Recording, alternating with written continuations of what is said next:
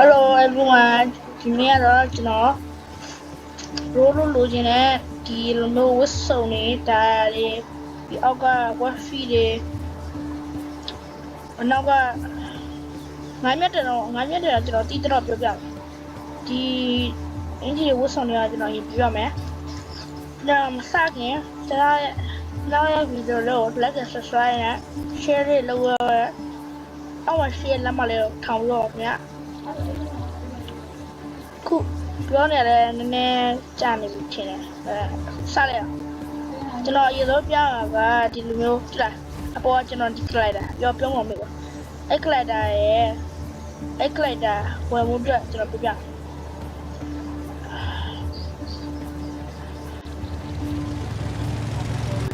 ဲ့ရေစိုးပေးနေတော့မလဲဆိုကျွန်တော်ပြမယ်အဲ့မှာကျွန်တော်ကြည့်တော့လို့တူလားဒီအဲ့လိုသွားမယ်တော့အဲ့အနာသွားအဲ့အနာ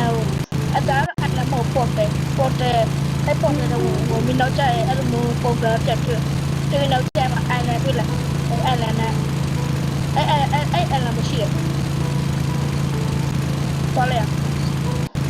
ဟုတ်မယ်နောက်ကျွန်တော်ပြောရရတဲ့ညားပဲရှိတယ်ပြက်ဆရာပြန်သေးတယ်ဒါကျွန်တော်ဒီလိုပြပြီးမှကျွန်တော်ချုပ်ကလေးတာနဲ့ဆိုင်ဒီအောက်ကကလေးတာပို့ပြီးတော့ကောင်းတယ်ပေါ့ဟောလိုက်ရနေကြောက်အဲ့ဒါတယ်ပေါ်တယ်ပွင့် Yippee let's go ဒါဒီပေါ်တယ်ပေါ့ပြတ်ထွက်လို့ရှိရင်ဒီဟောလက်ရှိပြတ်သွားတာဟုတ်ကြကျွန်တော်ပြောသလိုပဲဒီအရာပြတ်တယ် update တွေအများကြီးထွက်ဒီကFISCH fishing လို့ခေါ်အဲ့ဒါရိုက်ထလိုက်တယ်ဘလို့သိပါဘူးမိုက်တယ်စောကြည့်ပြီးတော့ဆော်ရီခေါင်းနဲ့မိုက်တယ်ဒီမှာလည်းငါးပြလို့ရတယ်ကျွန်တော်အမပြ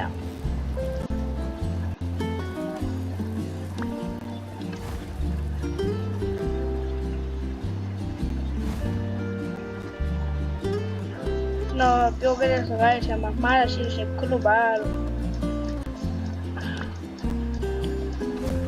ခုကျွန်တော်ပြခဲ့ဟာကဒီအနောက်ကအဝါရောင်ဟာပေါ့အဲအဝါရောင်ဟာပါတော့ဖို့ကောင်းတယ်ဒါနောက်တော့ဝယ်ချလို့ရတယ်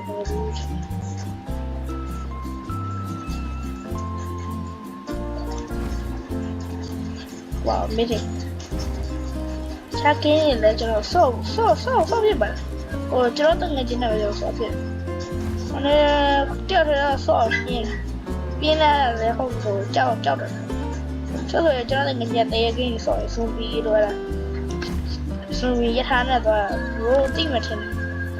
မတိရလူရရှိမှာမလည်းငါမြလို့ရတယ်ဒီအောက်ဟိုကလိုက်ကူမှာဟိုနေရှိတယ်ဒါလား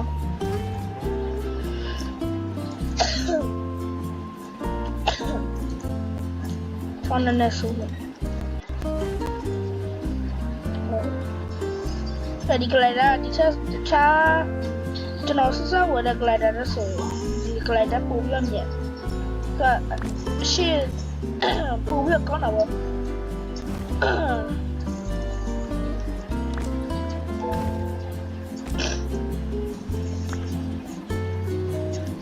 ဒီကောင်းကြောက်ကြတော့ဒီလိုမျိုးအင်ဂျီတဲ့မှာကျွန်တော်ပြတယ်ရတယ်ဘုတ်တယ်ဒီဘေးနားမှာဒါဒီကောင်နဲ့တက်ဆိုင်ဒီကောင်နဲ့ကိုဝါလို့ရှိရင်ပြောမဆိုအေးနဲ့ပူတက်နဲ့အေးပေါ့အဲ့လိုမျိုးအဲ့ဒါကိုဝါလို့ရှိရင်ဆိုတော့တေဝါနိုင်တဲ့အတွက်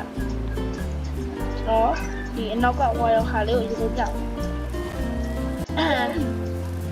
ဒီကကြတော့ဒီဖျောင်းပါဦးကျွန်တော်ပါလို့ဒီအပြာရောဟာကိုပို့အေးတက်ပေါ့အေးတက်ကိုပို့ပြီးပြန်ပြီးကောင်းစီတော့ဒီကကြတော့ဒီမှာတော့ တောက်ချောင်းရှိတယ်ဒီတော့ကောင်းတယ်ကဲကောင်းတဲ့ဟာကျတော့68ပေါ့ဟိုသူ့ရဲ့ပြားကျတော့10ကောင်းပါလေတိတ် KG ကကျတော့6500အိုးကျွန်တော်တတိထားအဲ့ကောလည်းပြကြလို့ရှိရင်အဲ့ဒီအများအရာဒီကောပါဒီကောတော့လားဟုတ်တယ်ရိုးအဝယ်လိုက်3500ပဲရှိ3500ဘရိုးလုံးဝင်နေတော့ထင်3500ပဲရှိအဲ့3500အဲ့ဒါဝယ်ပြီးလို့ရှိရင်ဘရိုကျွန်တော်တို့ဘာလုပ်လဲဆိုတော့ကြောက်ခဏအဲ့ဒီအများတော့ကွာဟိုနင်းခဲ့ပြီးကြာအောက်ရောက်လို့ရှိရင်တော့အေးတွေပြုတ်ကျွန်တော်တို့သိချာ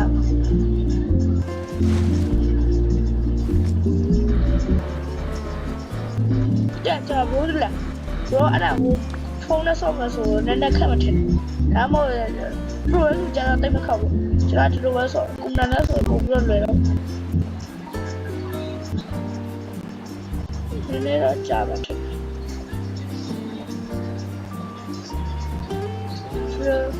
我们楼上来搞吧，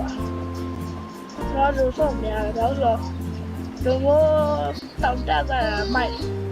我表哥说这个到这来了，那个这种那个，下给你们这个怎么包？第年的红包这个怎么办？下给你们这个，这有人就不还定了，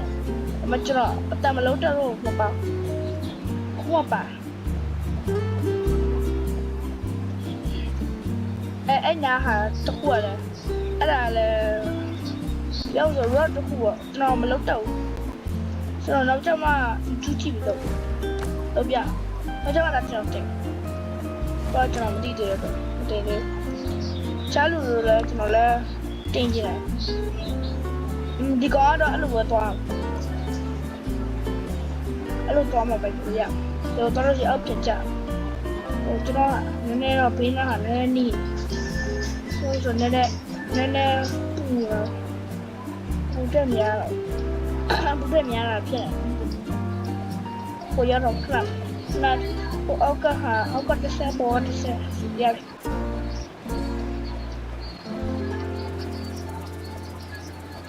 ဖုန်းနဲ့လက်ခတ်တော့ကွန်ပျူတာနဲ့လက်ခတ်ကျွန်တော်ရတော့မသိဒီကောင်တော့ဒီအောင်တော့အော်လို့ပေါ့အော်စာအဲ့ဒါလည်းရောတစ်ခုလို့ရောနောက်တစ်ခုကဒီမှာရောနေများတော့ဘယ်လောက်အော်မငါကူလို့ရှိတယ်မဆိုတော့ဒါဝယ်ပြီးလို့ရှိရင်ဒီပေါ်ရတယ်ဟိုဒါဝယ်ရ900နဲ့9500အဲ့ဒါဝယ်လို့ရှိရင်ဘရိုဒီမှာကျွန်တော်ဒီဟာကြီးရဆက်ရှုလိုက်ကြောက်မကြောက်ခုမှကျွန်တော် glider တွေ့ဒီကောင် glider က1500ဆက်တော့ကျွန်တော်ဟာဒီ glider ဘရိုခုကျွန်တော်ဒါကုန်နေပြီဒါကုန်တယ်ပြီးတော့ဒါတောင်းလိုက်ကျွန်တော်ပြမယ်ဘရိုဒီ crystal တွေကိုထည့်ရမယ်ဒီ crystal အနီး crystal ကျတော့ဝယ်ရမယ်ဒီကောင်ကျတော့ free ဒီ3ခုကျတော့ free ဒီကောင်ကျတော့ဟိုတူရမယ်ဒီကောင်ကျတော့စကားပြောရမယ်ဒီကောင်ကျတော့စောက်ကဒါဆိုနည်းနည်းကြတော့ကျွန်တော် ESP ကောင်းတဲ့နေရာတော့ပြမယ် fish တော့ကျွန်တော်လည်းများချင်လို့ရှိရင်အဲ့လိုကျွန်တော်အဲ့လိုလုပ်ရမယ်ဟုတ်တယ်အဲ့ဘာလို့ဒီနေရာကခုနေအဲ့ဒါရောတိုင်းနေနေကျွန်တော်မောင်းอ่ะမဟုတ်ဘယ်နာမမမီတလောကကြတော့ဒီဘာနေလဲမသိဘူးတော့အိုးတော့ကျွန်တော်မတွေ့ကြလားတကားနဲ့တူတော့ခါကျတော့ပစ်ချက်ထုတ်လာပြီး နေစားရပါစလို့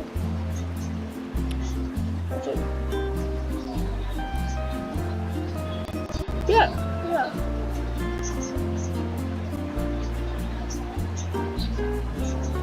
မရဘူးမရကောတခုခုလုံးအောင်မထင်တော့နောက်ချက်ပြတော့တခုဒီကောလက်စမတော့တော့တူလိုက်တော့ကျွန်တော်နောက်လည်းအခုကျန်နေတော့လားမရဘူးမလည်းမကျွန်တော်အနေနဲ့ဆရာ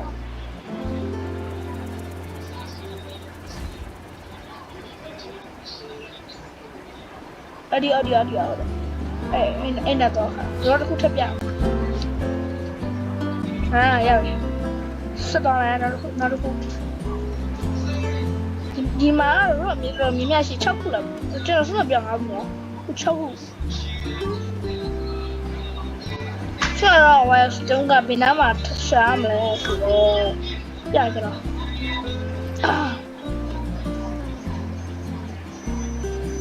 ဒီအောက်နားလေးပါဘရိုဒီအောက်ဆင်းရမယ်ဆင်းလို့ရှိရင်မှာဘရိုအကျက်တော်တော်ကြာမချင်တယ်ကြာရေးဆောက်မှာဘရိုဝါရဟာတွေ့ပါအကျက်ဘရိုနဲ့လာရဘရိုဝါရစတော့ရဒီကောင်နဲ့အနေနဲ့တော့ဝယ်နောက်ဘရိုဘာလဲစပီအမြင်နဲ့တွားတယ်စပီအမြင်နဲ့တွားတဲ့ဟာပြမရောတွေ့လားဘရိုဒီရောကသူများတော့လုပ်တယ်ကျွန်တော်တော့မသိဘူးကျွန်တော်မလုပ်တော့လူတယောက်ကဒီမှာပတရက်နေပြပြလို့ရှိရင်မနဲ့မိုးလေးလို့ရှိရင်ဟိုနောက်မှာတယောက်ရက်ကော်တီကဒီမှာညာတယောက်ရက်လို့ရှိရင်ဘရာဘာတခုလည်းဘာထူဘာလည်းမသိဘာစတုံးလို့ရှိရင်တော့အဲ့ရတယ်တော့စင်ကြီးကိုအရေးပြော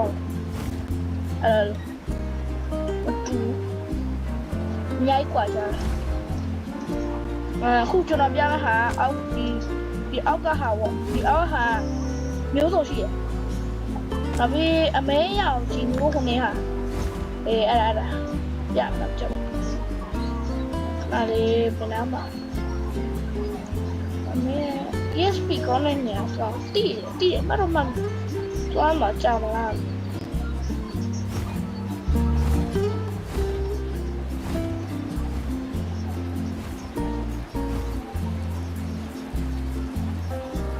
ကောင်းအိမ်လုံးနေသွားမယ်ဘာတော့ကျွန်တော်သွားမယ်အိုင်လန်ခုဒီအိုင်လန်ဒီကဘယ်တော့သွားအဲ့ဒါမို့လားပူရပူလာဆိုငါများလည်းပြောလို့ဆိုတော့ကျွန်တော်ဘယ်လိုတော့တမရမရသူများရေရှာလို့ဒီရတော့သူကရောက်တော့ကျင်းရောတော့မိုက်လက်ကောကဲကောင်းတော့ကဲနေများကဲတော့များလောက်ဟုတ်မယ်တော့အရင်ဆုံးကျွန်တော်ဘေးအလဲသွားမလဲဆိုတော့ဘရိုကျွန်တော်အောက်မှာဒီ6မှာရှိရဲကျွန်တော်ရဲ့6မှာရှိရဲဟိုကဗာလဲဘို့ပြကြလားဘို့တွေ့ရဟာအဲ့မှာဟာနှစ်ခုရှိတယ်ဒီကောင်ကကျတော့ဘို့စေးတော့ကြီးရကျွန်တော်တော့ဟာကျွန်တော်ကနှစ်ခုရှိဒီ gray လာပါလို့အဲ့ဒါအင်္ဂပါအဲ့ဒါတော့လို့ရှိရင်ဘ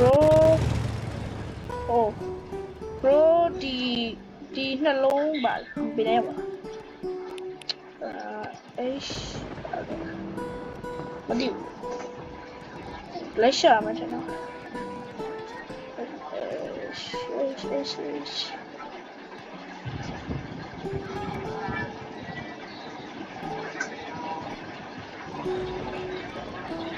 เป็นไรอยู่ကျွန်တော်လက်ဆက်ပါHE တော့ဒီကောင်ဟုတ်လားဒီကောင်လားဘရိုဒီကောင်ကိုနှိမ့်ရမယ်နှိမ့်လို့ရတာအတားပေါ်လားဘရိုဒီနာသွားရမယ်အရင်ဆုံးအဲ့နဲ့သွားပြီးနှိမ့်မရဘရိုဒီအဝေးရနှိမ့်လို့ရတော့သွားမရဘရိုဒီကောင်ကိုရမှုတော့ဆိုရင်ဘရိုခလုတ်တွေလည်းနေရနောက်ပြီးတော့ဘုံရမယ်ဘရိုဘုံရလို့ရှိရင် bro đi out rồi bro ở đây bro blue cả bro blue thế bro to bây giờ này là ở này là bố dài rồi ở đây cả đây này là bố bỏ rồi rồi ai thì không mà em bro ai thì cái nào lại qua xem bro mà cho cô yang bro cho nó rồi nó đã hay không ở lesson lâu bro nó ra tông nặng tông này bro cho nó mà xí bro ya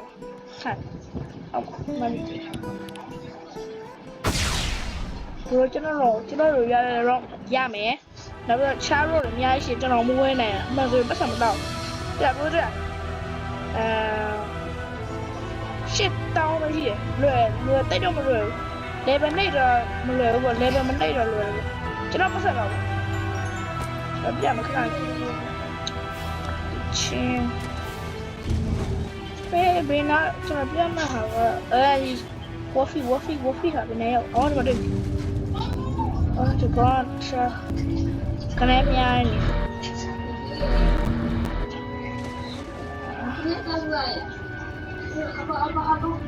Brother, mà đi hà cá ra rồi.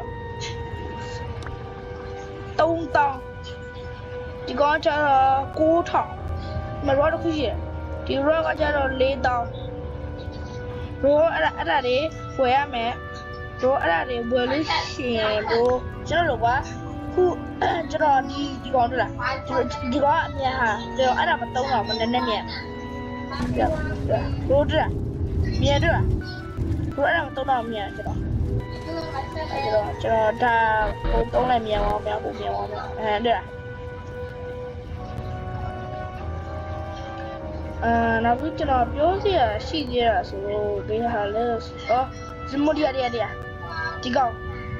rồi đi con, cho nó bia mẹ đi con cái này, đi con bia, con này số, rồi em chơi nó sẽ không nên phiền, sáng ngày dậu, em sáng, dậu quá mẹ, ta em chơi nào vậy, em chơi nào vậy, đi con cái, bút đi con là mẹ bút school rồi. Bro lo sasa uno sẽ đi nhau sớm mà. Sao lại là chúng nó rồi? Thì có cho là bro skin rồi à. Thì có rồi bro con này.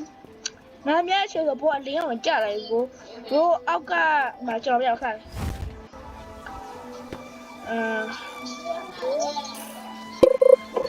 Bro đi áo cả hẳn rồi. Bố biểu miệng bố bà con không bố miệng à nó lừa ra đâu phải chưa nó nè quay rồi lừa nó sao tiếp rồi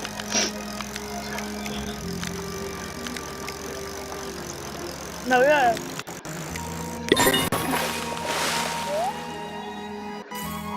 lừa bố biểu tiếp miệng này nè cái gì vậy level ta đã để bro xa hạt chậm nhá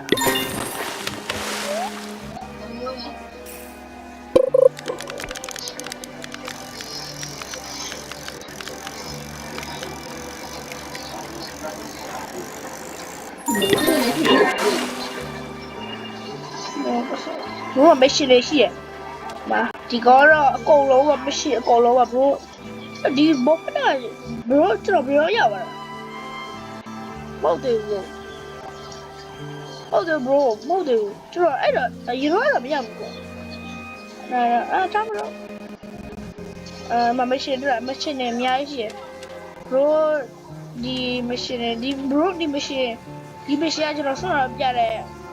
green bà làm gì ấy là toa nó chuyện bro em mấy chuyện đi mà thì có cho nó bro cho nó tháo cho nó mê thì có bà lắm thì thì má và bà cho nó muốn lắm nhỉ là mấy chuyện này mày ai vậy nó mới thích mấy chuyện này thì cho nó cái cho nó xong rồi lên là đi ngáp cho nó đi ngáp à bố biết rồi level 10 nhỉ đi ngáp à bố biết level 10 đi xuyên nó hút đi ဒီနှစ်ခုကမတစ်ကဘောမတစ်ကနဲ့နဲ့ပေါ့ဟို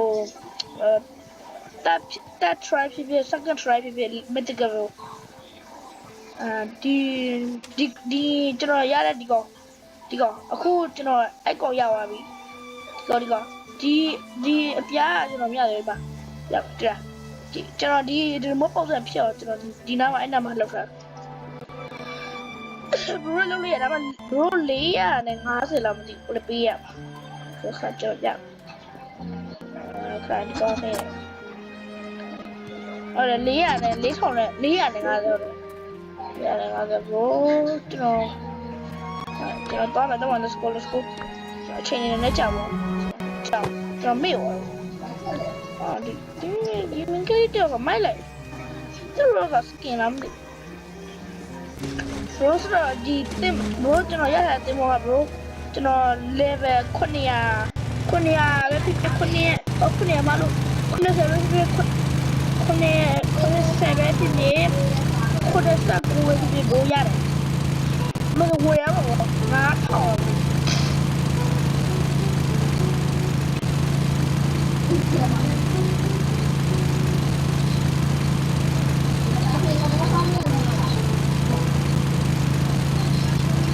ဒီ island first island ဒီ first island မချောဝဲဆိုရပေါ့အနေနဲ့တော့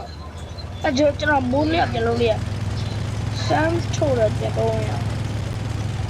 စမ်းထိုးတယ်ဒီငါစမ်းထိုးတယ်မိုးလေးကျတော့စမ်းထိုးရတော့ဒါပါမိုးလေးနဲ့ချက်ကျွန်တော်သွားနေချိန်ဆိုရင်အနေဖြစ်သွားတယ်ဗါလဲငါးနေစပွန်းလာတယ်ဟိုမတိကငါးတွေပြောလို့အကောင်းဆုံးငါးတွေပေါ့ကောင်းဆုံးငါးစပွန်းလာတယ်တို့ကြောင်ပိုက်တော့ကျွန်တော်ဟိုလေးလို့လားဟာလို့ဒီမှာကဘယ်နိုင်ရောလဲ SU အဲ့ဒါမှစမ်းထိုးရတာ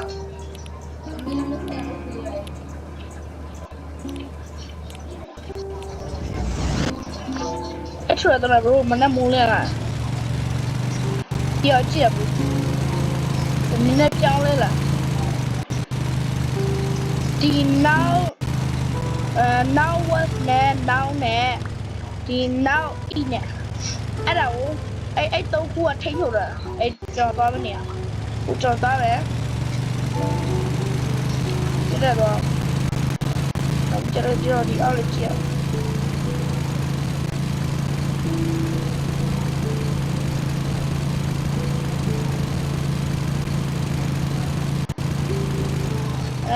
ကျွန်တော်တွေ့မှာတော့ဒါတွေ့လိုက်မိုးချော်တာမြင်ရတယ်ဘူး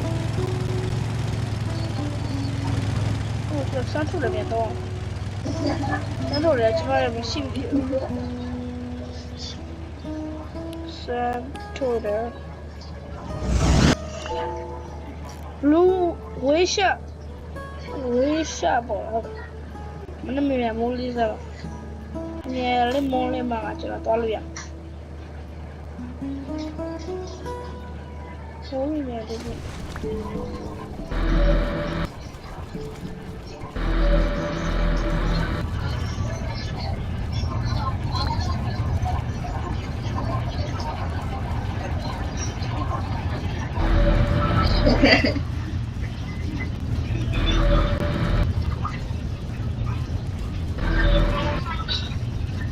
โอ้ช่วย bro ဒီဖုန်းနေ water အဲ့ဖုန်းနံပါတ်တော့ water ဖုန်းလို့ဒီကထိလို့တစ်ချက်ပဲလို့ကျွန်တော်စ bro ကျွန်တော်ဒီကော bro ဒီကောရမို့ဆိုရင်9,000လောက်လို့မနေ့မှရှာတွေ့နေ8,000အစားကျွန်တော် bro ကျွန်တော်တဲ့9,000ခု8,000မျိုးပါဒီတော့ကျွန်တော်ဒီမှာလဲရတယ်ကျွန်တော်ပြောတဲ့အစားတော့ glider နည်းနည်းနှိပ်တယ်ဆို glider ဒီကောအဲ့ကောင်လည်းကောင်းတယ်ဒီကောင်ကလည်းကောင်းပါ bro စတော့နေရာပြန်ရောက်ချင်လို့ bro ဒီ island မပြတ်တော့အဲ့မနေလေ တို့ဒါလေးနိုင်မယ်ကျွန်တော်ခုနကရတယ်စမ်းထုတ်တယ်ဘို့တွေ့မှထင်တယ်စမ်းထုတ်တယ်အဲ့စမ်းထုတ်တယ်ဒီစမ်းထုတ်တယ်ဘို့လိုချင်လို့ရှိရင်ကျွန်တော်ပြလိုက်ပြအကုန်လုံးလိုက်ပြဘို့ကျွန်တော်တီးတော့လိုက်ရမှာဘို့ကျွန်တော်တခါမှမမြဘူးလို့ငါးလေးဖြစ်ရှေ့ငါးကကျွန်တော်ဘယ်တော့မြဘူးလဲ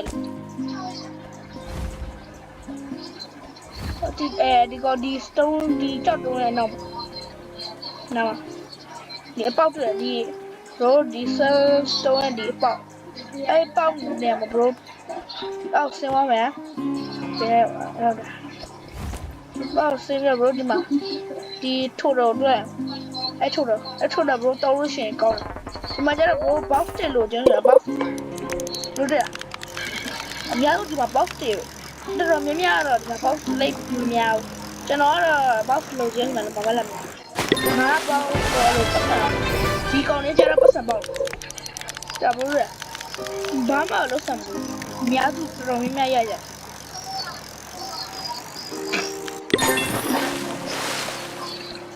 တော့တုံးမတစ်ခုထပ်ရ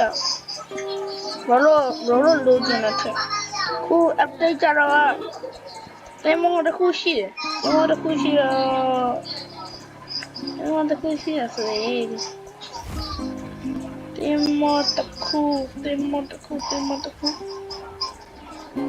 နောက် update မှာလာမှမသိဘူးတင်မောတွေအစ်စ်တွေအများရှိတယ်နောက်ချာ update တွေupdate မှာလာမယ်ကျွန်တော်ပြမယ်ကျွန်တော်ပုံစံလေးပြတော့ဒီ green red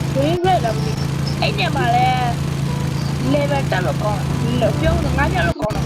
ငါလည်းသိကြည့်ရဲ့ဘယ်မှာ muscle ခေါ်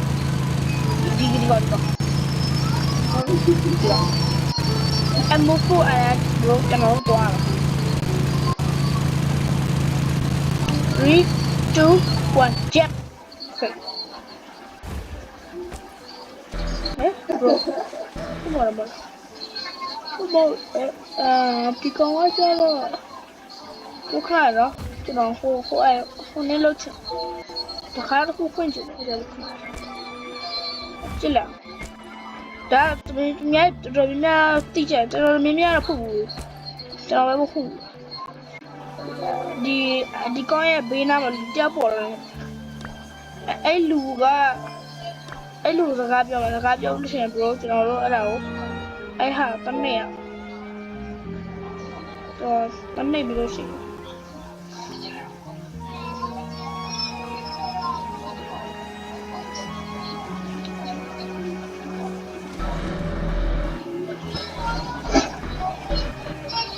ကိုဒီမှာတင်မောနဲ့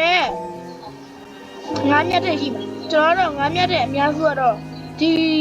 3ခုတော့မရဘူးဒီကတော့ရဘူးလေငါတစ်ခုကိုတစ်ခါပဲရဘူးဒီနှစ်ခုမရဘူးကျွန်တော်ဒီနှစ်ခုလည်းမရဘူးဒီ3ခုရဘူးပါကြီးရဒါတော့ရဘူးလေခဏဖြစ်လို့ဒီတဲ့ bro ဒီတဲ့ဝင်ရမှာ bro ဒီတဲ့ဝင်လို့ရှိရင် bro မှာကျွန်တော်ဝင်ပေးလိုက်မှာခဏဖြစ်ဒီအကြီးပြောက်ဝင်တော့ကြာခါကြရတော့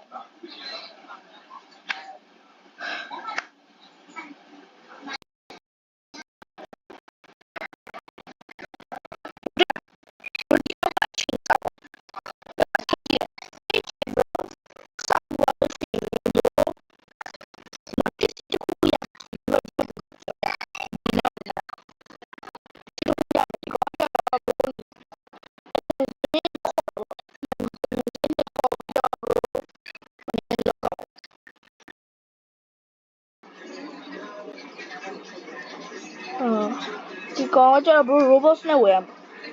robot 40နဲ့ robot နဲ့ဝယ်ရမှာဆိုတော့ bro robot 40450ပဲ450ကျွန်တော်မှာ robot နည်းပဲရှိတယ်ခိုင်တော့မစတဲ့10 9 8 7 6 5